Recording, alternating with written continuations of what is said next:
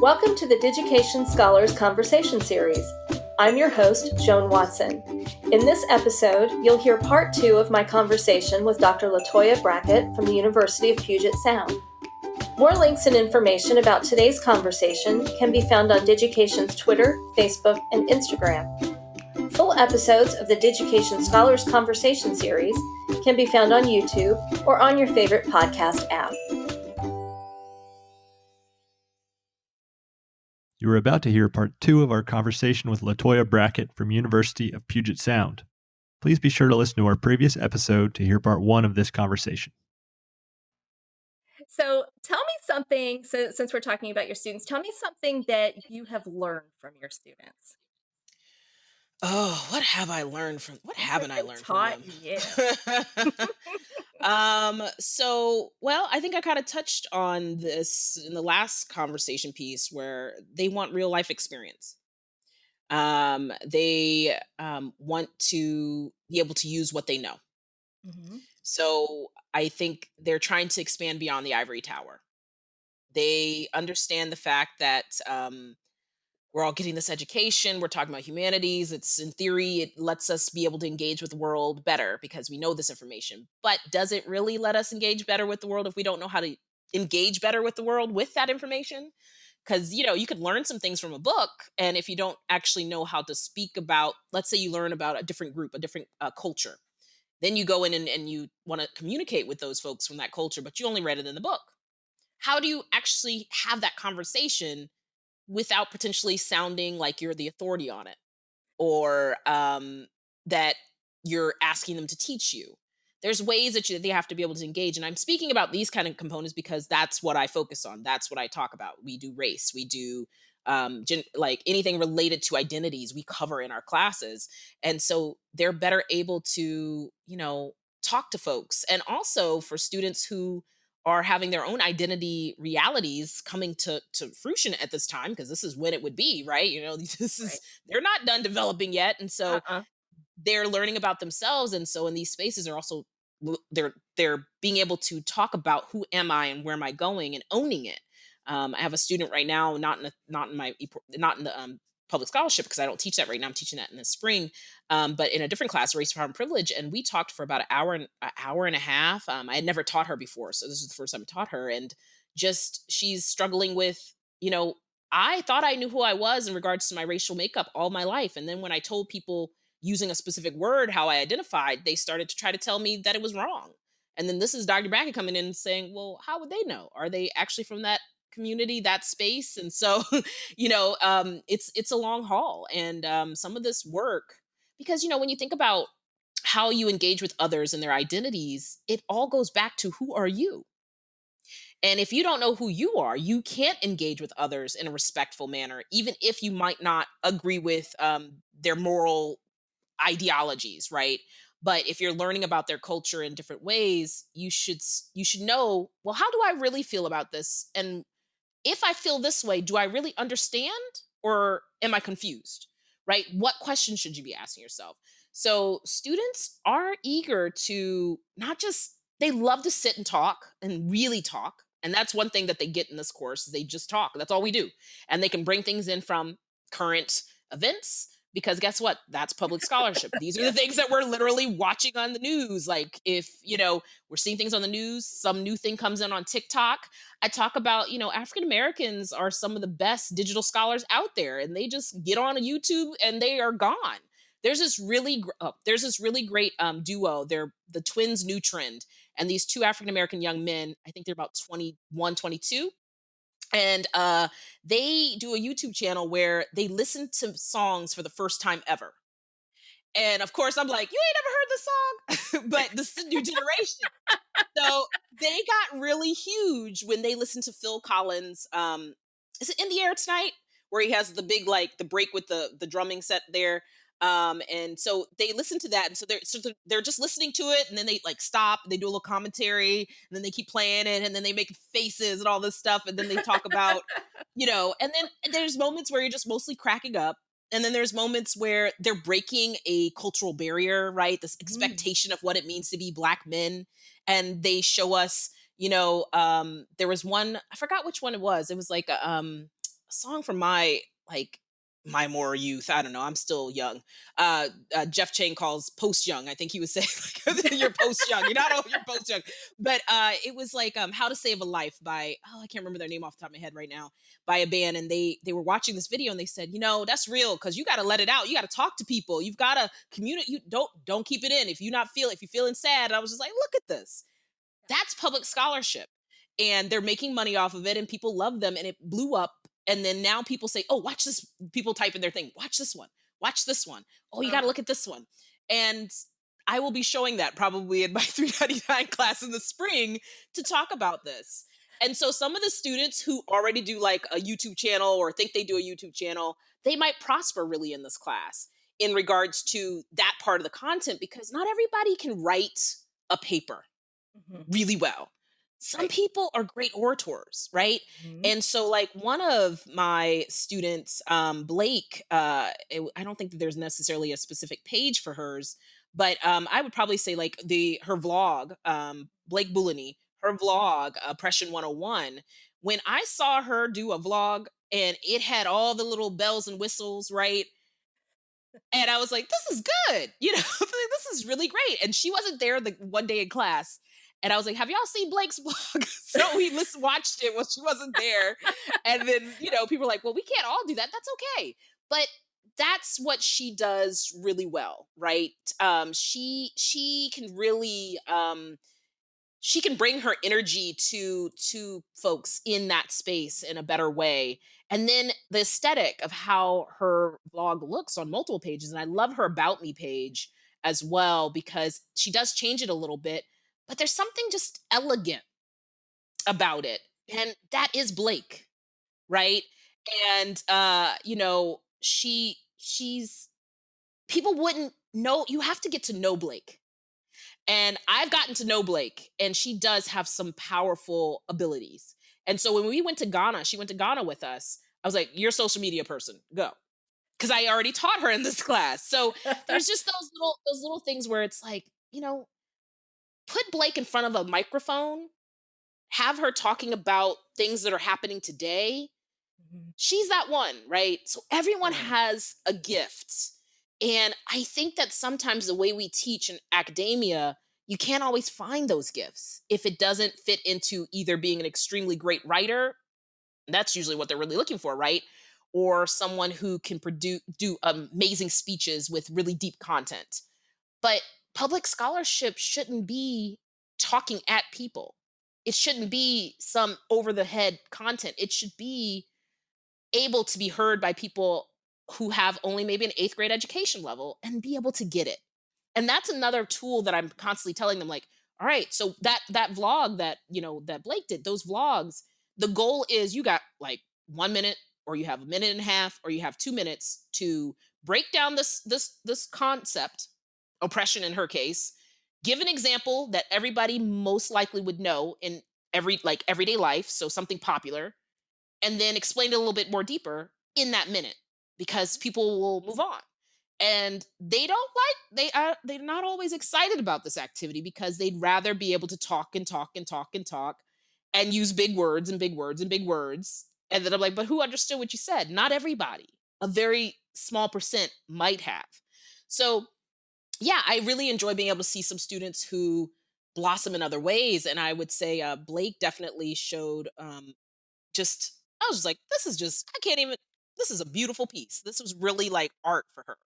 And I wanted to remind her of that. Like, this is where you flourish. And I bet we will find her in some space where aesthetic is a requirement. And she leads in, producing it, creating it, looking for it, whatever that is. So and she's also a business major. So she was AFAM and business. So Oh, we'll wonderful. see. We'll see where we see her in the next, I'd say like next 5 to 10 years. We'll see where she pops up for sure. Yeah. I'll be keeping an eye out. I love her portfolio. It's great. We'll make sure that we put links to the ones that are outward facing with the publication of this particular podcast too, so everyone can see them and benefit from Awesome. Good. Well, I wish that there was a way for us to bottle you up, LaToya, and share you to everyone. Do you do faculty development, speaking? Do you go out and talk with folks about teaching in these spaces?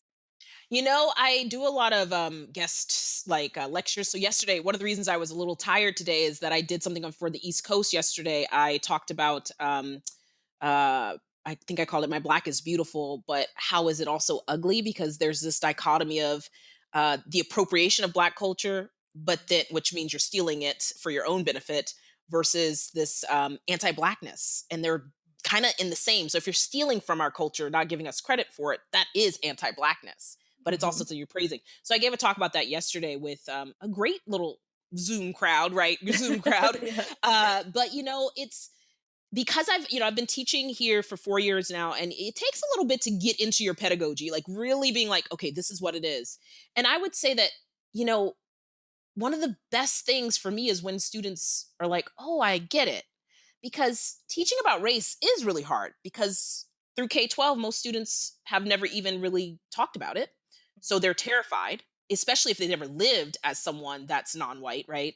And then you have students, most of my students in my one-on-one, that intro class I told you about, most of them have never been taught by a Black person. So I'm their first engagement with someone that they're never probably even have really close friends or family, that look like me. And now I'm also their authority. And they're not sure, well, how does she engage? And my culture and how I grew up is going to be different. And that's another reason why in Africana Studies at Cornell, I was like, oh, I love this place. These folks get those nuances of things that I'm saying. They can just, grasp that. So I would love to share with folks more, and I do other kind of trainings and things like that, but I'm just leaning more into my pedagogy and recognizing how it's funny because I grew up in a way in which we're supposed to be humble. And so that's always hard, especially as women. You can't toot your own horn because then you're aggressive. And then I'm like, oh, and I'm a Black woman. So I'm already aggressive. So I really got to be careful, which is, and this is how I speak with my students. I will share that with them because then I have Black female students like Blake. Me and Blake are very similar. People will assume, I was like, they don't know us like that though. She's like, yeah, no, Dr. Brackett, they don't. But the thing is, like, I have to be, very particular, but I want to say that I am a pretty good professor, right? And I have a very unique pedagogy, and it continues after I teach the students. And I love that. And wherever I can show up and give a little extra something to someone to then add to what is necessary to make our world better in regards to engaging across cultures, then I would do it. And I think that one of the things that really right now we really need to be paying attention to is that we have to be able to see our students. And so for me, uh, I definitely learn a lot about my students. Even on Zoom, Mhm. I'll be like, "Who are you? I saw you in class, and it looked like you were somebody was beside you. Who was that?" Because the way you were laughing at them with me means that I know them. And they were like, "How did you know that?" I just do. And they were like, "Oh, it's so and so." I was like, "Oh, hey," because and then with Zoom now, one of my students I was like, "Oh, Serena, who's also one of the portfolio students." Serena was thinking in class the other day, and I was like, "You're thinking. You're almost got it." She's like, "Yeah, I could tell what they're doing." Um, I pay attention. I think that that's probably my biggest skill, and how to teach paying attention might mean creating pedagogies within the classroom, tools to learn about your students. And I think that also creates that community digitally that they're talking about. Where one of my students, one day, I was like, "Are you okay?" And she's like, "Oh, I had this conversation about," and then we all went on this thing. The other day, one of my students like, "Can I just ask about this proposition such and such in my state that I'm supposed to vote on?" It took us like 30 minutes. And this isn't in public scholarship, but I've taught her in public scholarship. This isn't our research methods. It took us 30 minutes to figure out if she was supposed to say yes or no because we couldn't understand it, which, let's be Uh-huh. real, that's voter suppression. If you can't understand what the ballot is saying, how are you supposed to make the best decision for yourself? Right. And so she was so confused. And one of my students in the chat was like, "How many students does it take? College students does it take to figure this out?" I was like, no, no, no. How many college students and a professor? Right. And then that's another part of my pedagogy is that if I don't know something, I'm okay saying that I don't, because it also brings in what actually, if we go to Serena's page, my her course experience page, she talks about claiming my authenticity. Yes. And I am not going to pretend to be anything other than who I am. And I don't want them to either, right? Right. I don't want them to pretend like they know all this stuff when they don't yet. And I remind them it's okay if you don't know about race. Your schooling has literally not taught you this for 12 years. It's okay to say, I'm confused. It's okay to get it wrong from time to time. But what's required is leaning into it. And so when we were all just very depressed after that for a little bit because we were just like, how can we not? I was like, yep, and I have a PhD and I can't read whatever it is. So let's talk about public scholarship. Is it not, isn't voting it should be looked at as it's outward facing. Everyone should be able to access it. I'm pretty sure there's a law that says it should be an eighth grade based English. And yet college students and their professor in a group think Right. couldn't figure it out. And Google. We figured it out at the end. But we were just like, okay, well, that took a while. But you good? She was like, yeah, I got it. I'm putting it in the mail tomorrow. So, I was like, all right. Woo. And then the next day I talked about it in one of my classes. I was like, don't ask me what it was that we actually said yes or no, because I forgot. So like that's being authentic in who you are and letting students know that you can laugh, you can enjoy. And I think that also speaks to the fact that I teach some really hard stuff.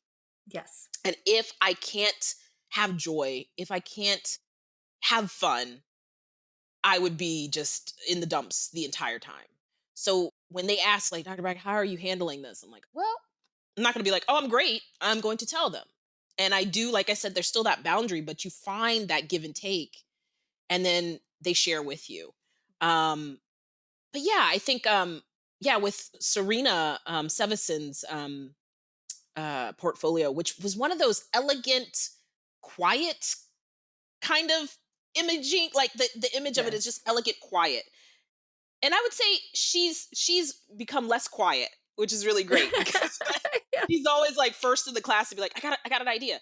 And on her claiming my authenticity, she says, I've been taking AFM 399. I have been able to take time to more critically analyze information through the ways in which I validate, process, and share it with others in public spaces, right?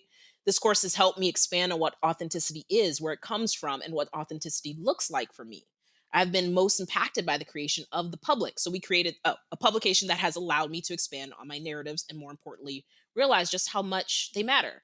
So we created every semester I come up with some idea where we have to do a group project. Ugh, I don't know why I do this to myself, because at the end I have to I have to go through and polish it because it is outward facing. That's the goal. Whatever we create collectively is outward facing.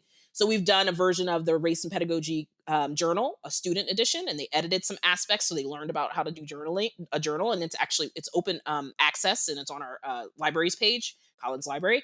And so we did that with one group. I think the semester before, I can't remember what we did with that group. But now in this digital space, last semester, before we went online, I created the public on just a basic WordPress. And so we made it into a digital news source because our school's students' newspaper went under for like a year. Like students just kind of, the editor didn't come back or something. So we weren't getting like the basic updates about what's happening on campus. And some of the students were like, well, I didn't really enjoy that newspaper anyway. I was like, it's not about the enjoyment, it's about the information. How they present it is one thing, but having a documentation of some of the issues that we're going through. And we had a lot of things happen last year. So we created this public scholarship, this public kind of newspaper, and then we advanced it even more to try to bring campus students back together because we were now, I was like, okay, so we're in COVID, we're all online. What do you want to do with the public? Do you want to invest more time into it? Would you like to create new spaces more than what we did before? And they leaned into it. And so Serena ended up doing her little like Ask Serena column, which ended up being really, really wonderful. So asking her as a woman of color on campus things. We had one student create a playlist. So she had her playlist. We had one student say, life on campus in the dining hall, the food is the same every day. Like, cause this is COVID life. So just trying to get people to see that, right? Sports highlights, things like that. And people got to work on what they wanted. And so, yeah, you have to be authentic. And the reality is we also had one person's like trying to be happy in this time, and so she tried to give them like, here's an art project you could do, and I was like, of course you'd be the one saying just That's smile, great. know. Yeah. And that's her authentic self, right? So Right. yeah, it's been a yeah, I learn a lot from my students all the time, and their energy is so important, which I would say that that's the worst part about teaching online is that you don't get their energy back. So when they're all laughing, I can't hear it. I can see them, Oh, yeah. but I can't hear it, right? And God forbid we all unmuted, it would just be a disaster. But it's been an interesting experience to teach online. I would not do it for a living. I could do it, once a summer or something like that with like less than 10 students. But more than that, it gets a little bit more complex. But it is hard. It is hard. And I will say, I wouldn't want to teach Digication on an online class. I would want to be Ah, teaching it in person. There's something about being able to show it behind you, type live, show those kind of things. Because, yeah, and then having students be able to work together and possibly look at each other's and things like that. And I would say, I was thinking to myself, I'm so glad that we already went through the portfolio stuff in 399 before we went on into COVID online yeah. learning. So it just extends so much. And Serena, this summer, she and two other Black students on our campus uh, did a, protest, solidarity protest for Black Lives in Tacoma, and they were all Tacoma Oh, students, and they all fantastic. went to Puget Sound, and it was amazing. I think they had like over 1,500 people, maybe 2,000. It was probably one of the largest in Tacoma, and that's the summer after this. And she got up on the back of a pickup truck and she put her megaphone out there. And I was like, well, dang, I guess that's what you were learning. So, because at that moment, she's speaking to excessively different identities within that public space, not just her Mhm. peers, not her random professors that are there, everyone that came. And she did it and she did it well. And the pride and affam that we had of the student we got 2 more years. We were like, 2 more years with her. We That's can't wait to see great. what's next. Can't wait, can't wait. So, portfolios can really help some students really find themselves or embrace some of their identities, and just say, this is who I am. And you can see it.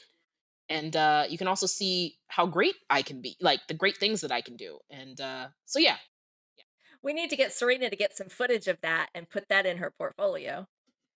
Yeah, I mean, because it was after the fact, but I can definitely send you I can probably send you a link to, I think Grit magazine in Tacoma actually had a drone over it. Oh, wonderful. But not necessarily her speaking, but just how Yeah. huge the march was. And it was three students that put that together, and the skills needed to put something together. Not Mhm. that you just know Yes. what a protest looks like. You have to know how to create a protest, a safe one. Absolutely. And Mhm. I mean, they had everything covered. I mean, you had students with backpacks that had X's on it that were bright colored, so you knew that they were the safety people. It was just really, I'm just so proud of them, and we just Yes. watched beaming. and That's and I great. guess I guess maybe, I don't know, my students do give me energy, and maybe that's another reason why I give more energy back. I love teaching. I love to see how they blossom. And my motto is, I want to give to students what I wish I had. I don't believe in people having to suffer just like I did because I had to do it. No, no, no, no, no, no. Why? So if they can ask me a question like, actually this, then I will tell them. And if I can teach them a small lesson in some spaces before it gets to be something more difficult later on, then I will teach them. And they will also know that they can always reach back and ask for that support. And they also realize, like, so Dr. Brackett, I know you're probably really busy, but and I was like, okay, what do you need? And then I'll let them know what I can and what I can't do, and they respect my boundaries in that regard. And that's something also hard to manage, especially as more women in academia tend to end up being caretakers as well. So try not to be a caretaker too much, um, but as long as I know if I look at them a certain way, they go, "Uh oh," then that's good. Right.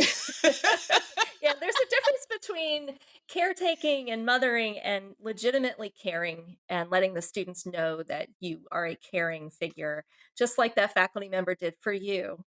Yep. And I love that you're paying that forward because that's the best that we can all do, right? Yeah, it literally is the best we can all do. And like I said, he passed away maybe my junior year, but he had a stroke my sophomore year. And I remember seeing him.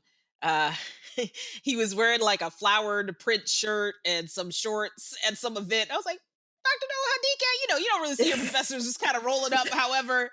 And I remember that was the last time I think that was the last time that I actually got to speak with him and talk to him. And I still have his book because he made us read it for Oh, the class. And I just um yeah, and so every space that I'm in, especially when I've been in some Cornell spaces more recently, I remind people, and people be like, "Oh, Dr. Hadike," and I'm glad to just bring his name back in the space. And he's originally from Nigeria, and I know that naming him, giving that reminder is an important component to our African heritage, right? yes. So I like to do that. And Dr.